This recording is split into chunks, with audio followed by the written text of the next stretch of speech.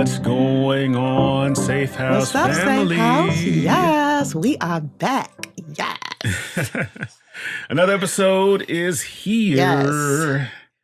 And we're continuing the discussion on love skills. Yes. Well, last time we talked about reconciliation. Like I said, I feel like, we were like on the R's, because we talked about respect and we talked about... we did all the R's. Yeah, and reconciliation. One of the things, before we move to our next love skill, one of the comments that I saw about reconciliation, and I just want to mention it is, some of the people were saying just how hard it is, and how it can be a very arduous task. One of the people described it as, like I said, reconciliation is can be kind of like rehab. Wow. Because there's been this injury that has taken place. And so now you have to go through this process of healing, working that muscle again, so you can get back to that place. And rehab is different for everybody. For some people, rehab can be, 2 or 3 months. Yeah. For other people, rehab is, years or a year, depending on how severe the injury is. And so I just thought that was a very interesting way to describe it, because once again, sometimes we make it light, like, okay, well, yeah, you could just reconcile. Yeah. But it really is, it's a process. I remember when I had to have surgery on my knee, not only was it a long process, but it was painful. Yeah. And you still have some residual effects from that surgery and that period, right? So it's not like you went back to exactly the way you were prior to that knee incident. Right. You're like forever changed. Now, you're just as strong. You're able to move around. You're able to get around. But every now and then that knee catches on you. It gets stiff. Right. Oh, yeah, absolutely. Yeah. The other thing, too, that the person had mentioned about rehab, because we had this whole conversation about it, was that after you've hurt yourself, you tend to be a little bit more careful. Oh, yeah. You kind of pay attention to be like, okay, well, how did I hurt myself like the first time? So it's kind of funny, like I said, when I talked about my knee injury, it was such, I felt like it was such a freak accident, when I went flipping down the stairs. Yeah. But it's like, there's something in my mind that says, okay, let me not stand so close to the stairs when I'm sweeping. Because that's what I was doing. So even in relationships, when you're rehabbing your relationship and you're in that space, you're also thinking like, okay, what happened and how did we get here? Because I want to make sure that this level of an injury doesn't happen again. Yeah, you develop some sensitivities and some fears, right? Absolutely. And it's no different than, if you trip and fall for a period of time after you trip and fall, you're like walking like heel toe. Heel toe. That's true. I still walk like that. You're taking very careful steps. I take one step down the stairs at a time. It's like for some reason, as I've gotten older, it's like in my mind, I think I'm lifting my leg higher than I am. Right. But I wind up scraping my toe against the ground and look up and I'm falling down the street. I'm like, man, I didn't even realize. So now I'm like, okay, heel toe. Yeah. And unfortunately, when it comes to us reconciling, we really do have to view these things as injurious, right? These are things that are injurious. And, once again, while, forgiveness can be instantaneous, restoration is a process. It's a process. It absolutely is. Yeah, there's a lot that must be gotten over. And my experience, it's usually the offending party that wants the process to go quickly. They're like, come on, let's go. Let's go. Okay, when are you going to forgive me for that? It's like, well, I have forgiven you for that, but it's like I still got to build up. Yeah, my heart still hurts. Yeah. If you remember the Sheared, remember that video that we shared a few episodes ago? And I'll put a link up here so you can check it out. But it was a video where we shared about Bishop Sheared, and his point of view is that once you've hurt me and we reset the state clean, we reset it clean, meaning that we may not get back to the relationship we have. We've started over, right? We started over. We didn't just go right back to the point before you offended me. We went back to the point of, hello, my name is Andre. Yeah. No, that's real talk. Yeah. So it's really one of these things where you have to understand, and really, sort of understand your partner when it comes to, okay, what does this reconciliation walk look like? Because you can't walk into it with a preconceived notion. Yeah, you can't.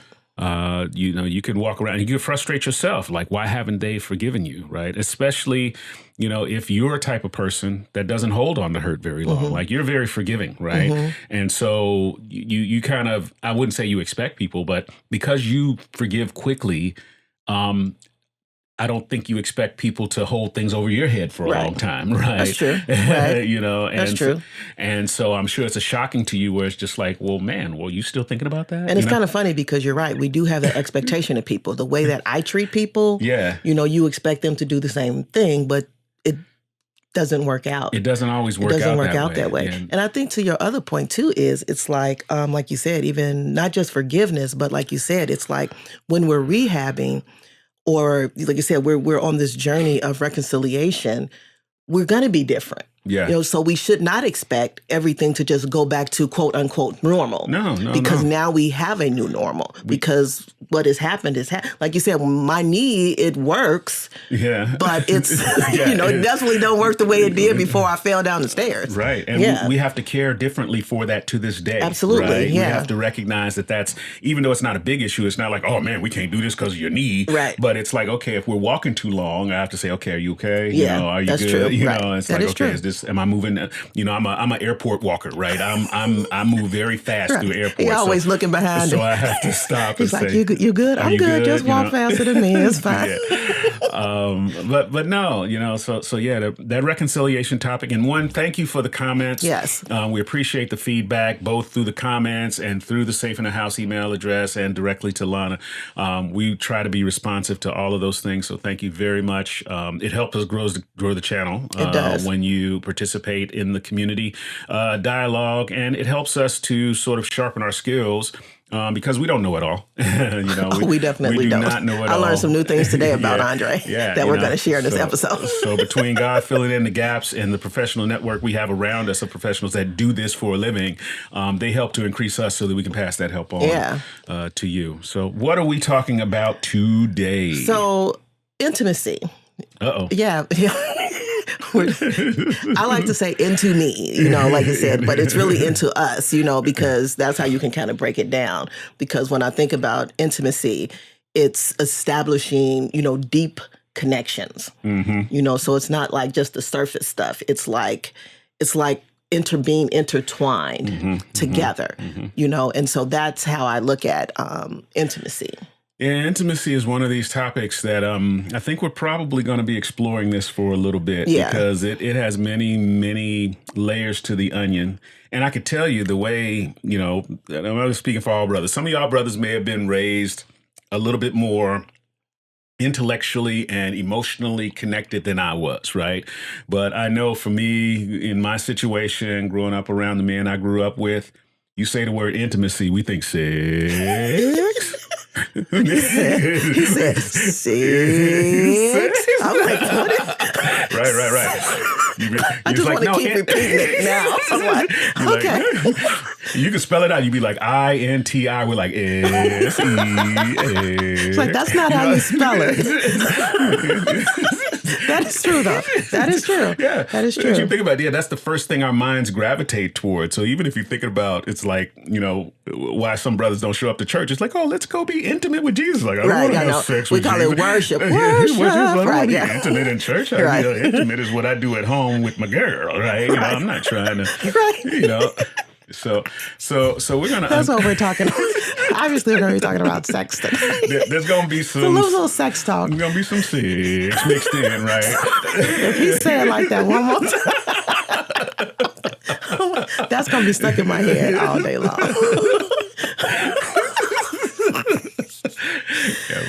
It's gonna be some mixed in there because you can't avoid that. Right, you can't. Talking about it. You can't. Not physical intimacy anyway. But it's funny because usually there is an issue or a misalignment on that topic. Yeah. and it may tie directly to intimacy as we unpack this. So yeah. So let's get into this. First of all, before we get into the video, like, share, subscribe. If you think this material is helping you, please pass it along to other people, especially people that you know that are either married and need some outside perspective. Even folks that you know are going through. Our nephew Joe just got engaged. Engaged. Yes, he did. So Congratulations, Joe. Congratulations, Joe. Joe, doing your thing, brother. Singing brother. He is a psalmist for God. And, found his forever person. Found his forever lady. Forever, my lady. Yeah. And so he's doing his thing. So I know we got gray hairs, but young folks, if there's some things that we bumped our head on that you don't want to bump your head on, connect. Make sure you share this with the folks you know, and hopefully it can be a blessing to you. Yes. So intimacy. So let's just talk about the 5. So the 5 different types of intimacy. Yeah. So Psychology Today says that there are 5 different types. Psychology Today. Yeah. You did your I did. research. Yeah, I tried to do. I told you we don't know everything, so I didn't even realize it was all of this. I did know about the 6 part. About 6. Right. So there's physical intimacy, emotional. This is going to be a funny episode. Right. Intellectual, experiential, and spiritual. So one more time, that's physical, emotional, yes, intellectual, experiential. Yes, that's a 50-cent word. That is right? a 50-cent word. And then spiritual. Yes, and then spiritual. Okay, yes. Okay.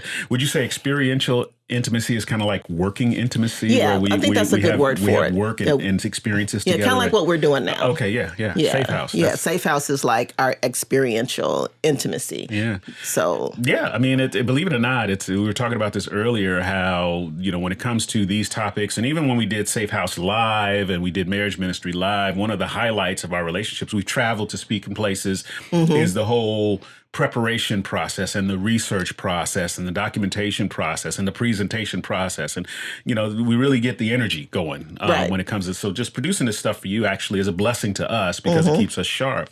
But that's another type of intimacy because with every interaction, believe it or not, when we're going through a topic, we kind of learn something about each other. Right, we do. It's like, we do. We're like, I didn't know that. Right, like today. All right, but we're going to be digging in on, we can't dig in on all these today, right? We don't want a 5-hour episode, right? But today we're just going to dig in a little on the physical intimacy piece. Physical intimacy. Yeah. So one of the scriptures that I feel like covers all of them is 1 Corinthians 13:4-8, where it says, "Love is patient and kind.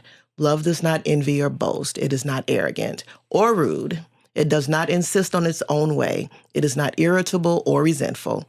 It does not rejoice at wrongdoing, but rejoices with truth.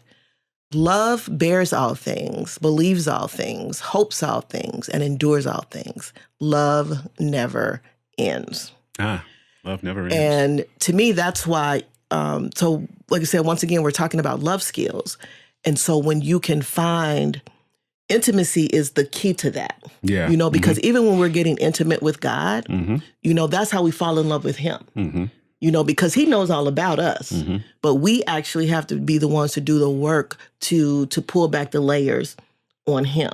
So we're studying his word, we're spending a lot of time with him, and so as a result of that, now this relationship becomes intimate. Now we can clearly hear his voice, and all of those different things. And so I know that's getting a little ahead in the spiritual piece, but once again, I'm just saying that to say that it's in that one scripture where you see even God doing all of that with us.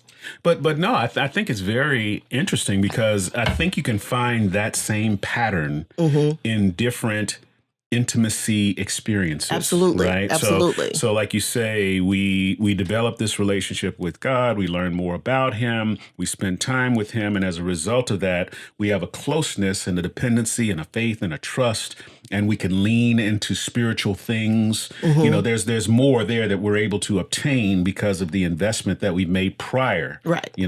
But it's funny, those same components exist when it comes to intimacy, right? Yeah, absolutely. So before we have sex, right? Before that happens, there is time spent, right? There's a connection that's made. There's attraction. There's anticipation.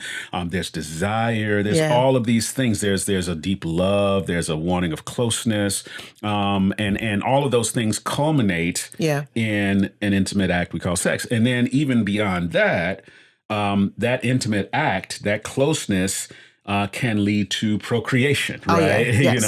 So because we've done this and we've spent this time together and we've expressed our love this way, this now manifests itself as a child. You know what I mean? Good. So these patterns of investing before in order to create the output, is a pattern. Right? Yeah, I think one of the key things, like you say, even no matter what topic of intimacy you're talking about, in order to really be intimate, you have to be, it's engagement. You have to be engaged. And so, like you said, so even in talking about physical intimacy, like you said, there's some engagement in that. So like even in sex, there's engagement. Right. In that, like you said, you know, now some people probably don't care to be like, I just don't want you to lay there. You should want the person to enjoy it and all those other things. Yeah, it's very hard to want a person that doesn't want you. Yeah. Oh yeah, absolutely. And unfortunately, some of us have been in that situation, right? Where, we were either the one that was seeking the other person to give in, or you the one that gave in, or whatever have you. Yeah. And it was an experience, but it wasn't intimacy. Absolutely. It was just a physical act. Yeah. Which is unfortunate. Yeah. So, let's talk about sex, baby. Let's talk about sex. Let's talk about it. Let's talk. So I'm going to get controversial here, right? Not just with the way He's always controversial. Not with the way that I say sex, but no, it's. I want him to say that to me tonight, just like that, and hopefully I won't crack up again. I think I want some. No, but. Oh boy! Hope it's adults tuning into this channel, right? If your children are around, put your headphones on. Yeah. This is the adult one. This is for over 18. Yes. But believe it or not, our children start to develop their patterns for their love relationships from their parents people they see expressing love for each other. So there's nothing wrong with parents expressing attraction and love for each other, because that's how they develop what a loving relationship looks like. Right? I think that's so key. Yeah. Because obviously we're not having the intimate act in front of them. Exactly. But if they never see us intimate outside of the bedroom, then like you said, how do they learn that? Right. See, and we're not saying seeing intimate in terms of no X-rated things, right? But it's more the buildup, right? Yeah, it's the buildup. The anticipation, the loving looks, the public displays of affection, the hand holding, the whatever. What's that commercial? It's the phone commercial. Oh, yeah. I love that commercial. And so the guy, the son sees the mom and the dad talking, and he's like, gross. He said, you came from gross. Yeah, you came from gross. But at least he knows, he sees his parents don't mind, having those physical affections like in public. Yeah. They still love each other, right? Yeah. Yeah, and it's funny. We live in a society where it's like, okay, man, if more parents, couples were able to act like girlfriends and boyfriends. Yes. Because what was really ironic about that commercial is that he's walking in the house talking about, yeah, baby, I just lifted this. And, oh, you're so strong. And you're so handsome. Right. Yeah, she followed in love with his physical attributes. Yeah. And so, as a young person, that's cool. Yeah. But as older people that are committed to each other, the minute we start to say, oh, man, girl, you this, that, and the other, it's like, it's gross. Right. We don't want to hear that. Right. Our daughter's the queen of that, right? She's like, if she even remotely thinks we're like kissing each other. Right. She wants to away. Leave the house. She's like, I'm going to the movies. I don't want to be nowhere near any of that. But no, it's but once again, even as we age in relationships, I think we find through time there are a lot of people that are just together out of familiarity because the intimacy has left. Right. That connection has left. So what happens, and a former pastor of ours said this, that in relationships, the less sex you have, the easier it is to have less sex, right? That is true. Because you will develop a pattern and a habit of that you just don't need it. You will become accustomed to not coming together, right? You will get used to it to the point where you it's no longer a necessity. And unfortunately, that's a wedge that the enemy can use to drive between the two of you, right? Us not being with our spouses or with our significant others in an intimate way is just like Christ not communing with us. Yeah, that is true. Yeah, that's good. Yeah, I mean, because we are his bride, right? So that is like Christ not communing with us, right? So what would we look like if Christ never communed with us, right? What I love about what you're saying is, and even if we felt like Christ wasn't communing with us, we now have to ask the question. To say like, okay, why are we not communing? Because the minute there's a separation, and if we're believers and we want to restore that, it's like, wait, something ain't right. Very quickly. There's something fixed, and I need to fix in my life. There's something going on here. How do I fix this, and so that I can be in this relationship? But we need that same energy for the person that we're connected to. Yeah, absolutely. Yeah, absolutely. I mean, this is already good conversation here. But you didn't give me a chance to be controversial, right? Okay, I'm sorry. Let's get to the controversy. So controversial, right? Brothers, y'all gotta support me here, right? So if my wife kicks me out, if y'all see this video shut down, and I need a place to stay, I need y'all to move me in, right? So discussion amongst brothers, married brothers, Christian brothers, non-Christian brothers, or whatever, it's two things. It's like the least amount of sex you're gonna have is after you get married. I have heard that before. Right, and then the most you're gonna do the M word is after you get married, right? And it's like, and I'm not saying that that's true, but there is a preconception, and you have a lot of relationships whose intimacy has deteriorated where partners are self-serving more than when they were single, right? Or they're in a relationship and they're seeking this through an affair or whatever have you. So what do you think are these barriers from long-term intimacy, right? Because something happens where it's hot fire in the beginning. It is. And then it turns into a cold. I'm not going to talk about hot fire. That's a whole nother story about how I, once again, came to a whole conclusion. I'm leading my man down the road, too. So, but once again, there's a shift. And it's like, okay, there's age, but we've seen older couples in love, right? And we know the bodies have changed and things. One couple we really admired up until, he still admired them as a couple. And, Pastor James and her husband, Don Carlos, they were in love. Oh, yeah, they were in love. Until he passed away. Yeah. Right. And you can look at her life and she still feels the hole that he left by transitioning, and so, but when I look at that, and they were both in their 80s, right? There was intimacy there, right? He used to love to just look at her, right? When they would be out places, and he'd always have the compliments for her. And I think that's so key because that's a big part of the physical. Yeah. Like you said, if just me getting excited about, like I said, we don't even have a conversation, but just me just getting excited about looking at you. There are some times where I look at you and I'm like this, and I say this to you all the time, so it's not like I'm like letting the cat out the bag, but I say that you are the sexiest man in the world. Like I said, you get that whole beard thing going. So dark, I blush. Yeah. I'm like, I just get excited. I'll be like, yes, this man is looking good. Now, so, but it also causes me to kind of step up my game too, because sometimes I'll be walking around the house looking all frumpy and whatever, Andre be like cutting it, doing his hair, putting on his. I ain't got no hair to do. I mean, you cut it though. That's my point. He's putting on his cologne, and I'm just like, I'm just brushing my teeth. Like, it's going to be what it's going to be today.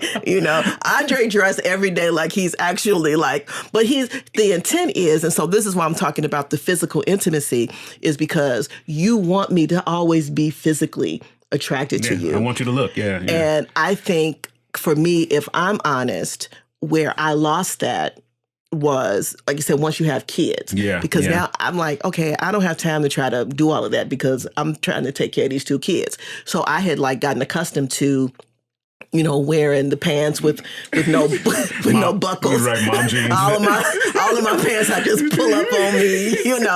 Nothing special. Maybe put some gym shoes on. Yeah. I'm not doing none of those things. Now the opposite of that is I've watched one of our good friends, the Walkers. Yeah. And so my one of my absolute besties, Tawana, she got 3 girls, but she's still gonna wear her heels. Yeah. She's still gonna wear her cute outfits. Yeah. So she's still, finding ways to make herself look attractive to Derek. Yeah. I lost that. I'm starting to get it back now, but once again, that's a very big part of... You're attractive to me, baby. A physical... No, but what I'm saying is that you sometimes... No. What I'm saying is... I can't even stay focused. What I'm saying is that we devalue that part of that somehow is physical intimacy. That's what I'm saying. Yeah, it is. Yes. It is. And it ain't always just the look, right? It could be your intellectualism, the conversation we have, right? Absolutely. I've what's funny is I've been more attracted to you when I see you and your gift, right? When I see you doing the things you do that are just so, that's very attractive. Okay. You know what I mean? And so once again, I think just recognizing that we have a responsibility to keep our significant other attracted to some degree, right? In whatever capability we have, right? Whether it's physical, whether it's intellectual, whether it's the things we do for them, whether it's the care we show for them, right? So we know people that show extraordinary care for their spouse, right? And so whether they're physically attractive or not, it's like they make sure their spouse, every need is met. Yeah. Absolutely. And so that creates that moment of like, oh man, I know sometimes whenever I fix things around the house, I know I'm good for oh man! So if gentlemen out there, just be a handyman every now and then, and things will work out. And from you to me, yes. No, but so all of that's interesting, and once again, it's let's acknowledge the elephant in the room that it's a complicated matter as to why intimacy starts to wane over time. It's very complicated. And I think as we explore over these next couple of episodes, we'll start to dig into some of these things. But I'm going to share something. I'm going to have a transparency moment with the world here, right? So my wife heard it first, like 10 minutes ago. I did. Now the world's gonna hear it, right? And so, I've said in previous episodes that I've grown up with a self-esteem issue, about my weight, about other things, all my life, right? And so even as a 50-some-year-old man, I'm not at a place where I'm 100% confident in myself, right? So my wife is a kisser. She likes to kiss. She's a kiss you in the lips type of lady, right? I kiss everybody. And not as much as I used to, though. Early in the marriage is an issue, but now not so much, right? I don't kiss everybody. But she likes to kiss a lot, and so with me, it's like I don't enjoy kissing so much, not because I don't enjoy kissing, right? But because I don't like my face. The idea of putting my face so close to somebody else is jarring for me, right? Or the idea, I can't, you see how like loving couples look each other in the eye and they have these long loving stares.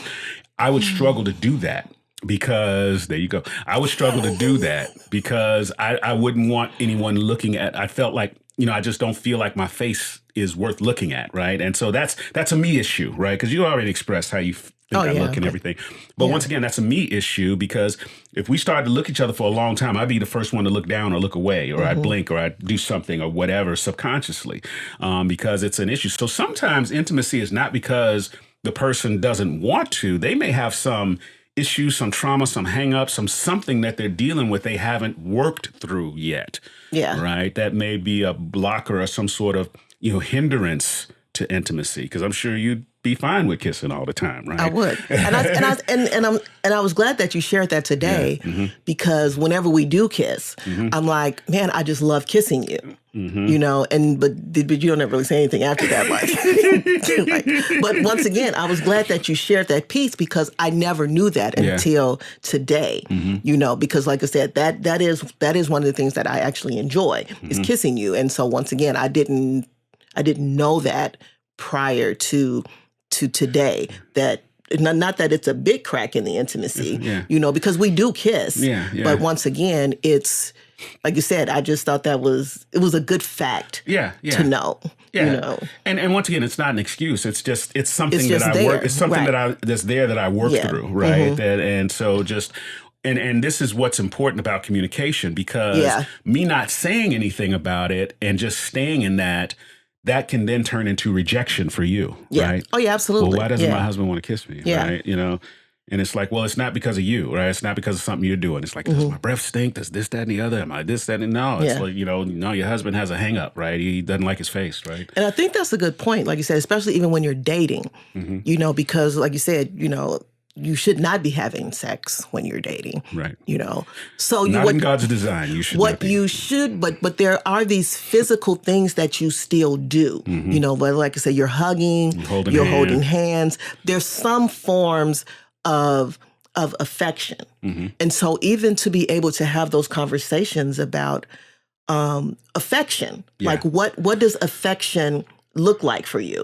Because some people don't like holding hands. Some people, like you said, don't like hugs. So you have to be able to even have those conversations about what does affection look like, right, for you. And rather than writing it off that I don't need all that, recognizing we're in a union now, right? And there are things that you need that I may not be accustomed to giving, but I have to learn. How to fulfill that need, right? And I have to learn what's preventing me, because we can write things off of, oh, they just too much, or they just extra, they just this, that, and the other, or they require too much.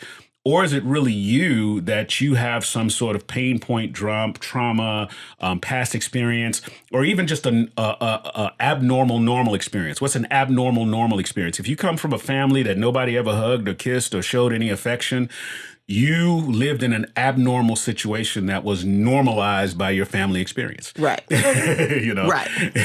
No, that's true. That's abnormal for a family to show no affection. Right.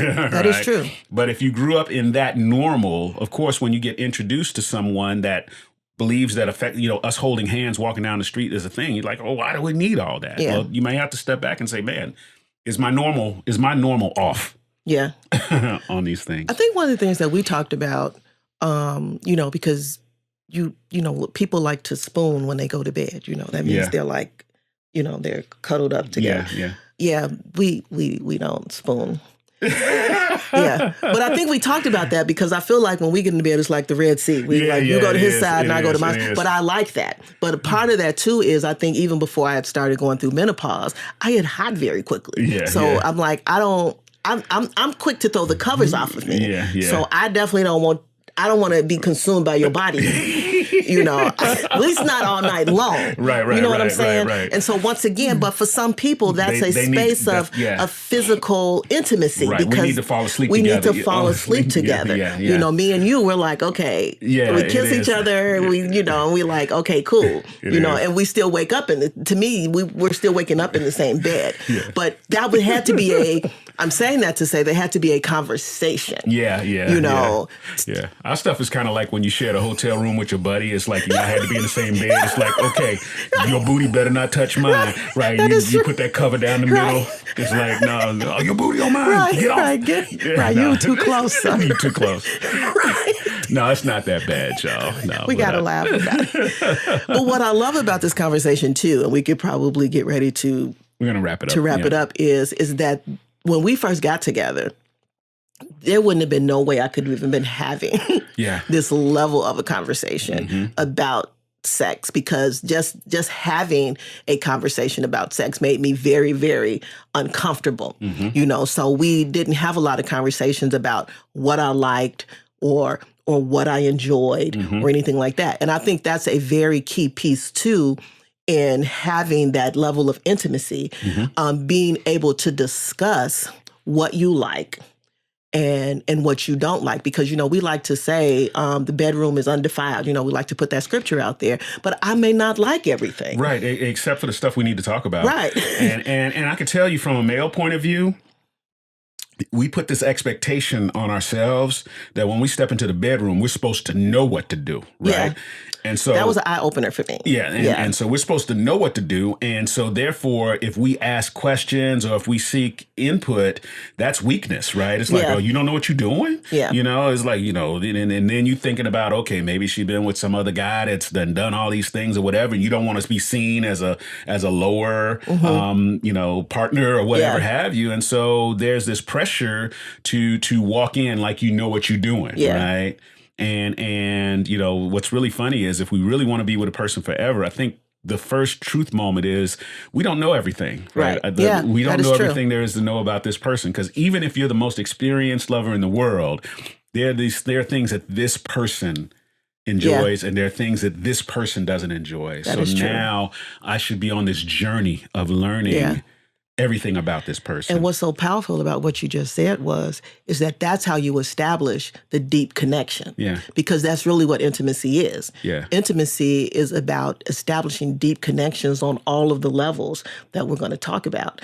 And so even like you said, that physical intimacy is me going on this journey and figuring out like, okay, what touches and how do I speak to you outside of the bedroom? How do I look at you outside of the bedroom that would even draw us to this act? Because really, like you said, sex just happens to be the act, but there are other things that should be going on outside of the bedroom that would cause me to, that would entice me to, or get me excited to want to be in that place. Like some people, they text all day, they're, like I said, it's that anticipation. It's that, what's the buildup to that? So that's going to be a hashtag. We're going to have a Safehouse t-shirt that said hashtag the love is made before the love is made. Yes. Oh, come on, sir. I like that. I like that. All right. I like that. Well, remember to like, share, subscribe, comment below, give us feedback. Let us know how you feel. What say you about this topic called intimacy? We're going to be digging into another component of it. We talked about physical intimacy today. We got 4 more, I believe. Yeah, we got 4 more. I think the next time we're going to try to talk about emotional and intellectual. Yeah. But once again, we're building up love skills. Yes. Building up love skills. I think we're going to go build some love. No, I'm just joking. Love skills. Right. She's talking this mess. We got to go out. Right. That's what I said. It's like, that's why I was supposed to put it out there in front of everybody. No, I'm just joking. Ain't nothing, Bill. Ain't nothing happening. Ain't nothing happening. There will be no sin. Not tonight. Sorry. Anyway, y'all. We love you guys so much. Thank you for letting us into your lives. Yes. We love you all. Peace.